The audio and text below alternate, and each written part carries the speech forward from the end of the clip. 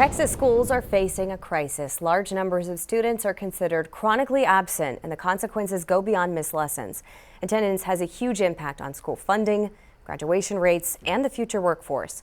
The News 4 I-Team's Jordan Elder shows us new efforts to document the issues so a generation of students isn't left behind. Good morning, Alessandra.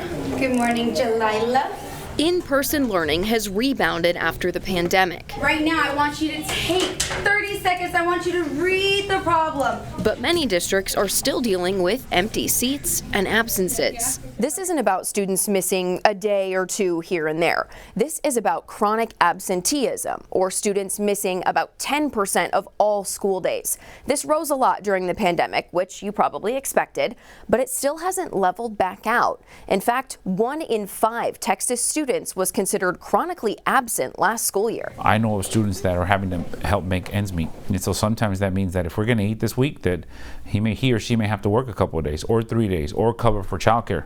In Edgewood ISD, more than half of students were considered chronically absent last year, one of the highest rates in the state. Dr. Eduardo Hernandez says inflation and other factors could be the driving force. For a district like Edgewood, there's always been challenges around just your basic needs, shelter, food, a warm place to be in. And so that was also exacerbated. The superintendent says the role of schools may need to shift to fix this issue, geared more toward helping families meet those needs. And instead of waiting for parents to come to them, let's get out into the neighborhoods. He's holding Platicas, a chance to connect with parents about what's holding their kids back from going to school and showing them what services Edgewood can offer to lessen that burden. Once a student's been chronically absent for several years in a row, it's a lot harder to bring them back into that school environment. Susanna Young, with Children at Risk, says that directly impacts graduation rates and the child's future. As for statewide solutions, they need to know which kids are chronically absent so they can offer those support systems. Young says it starts with data. And Senator Judith Zaffirini agrees, introducing this bill that would require districts to better document chronic absenteeism. Good data facilitates good decisions, she tells us in a statement.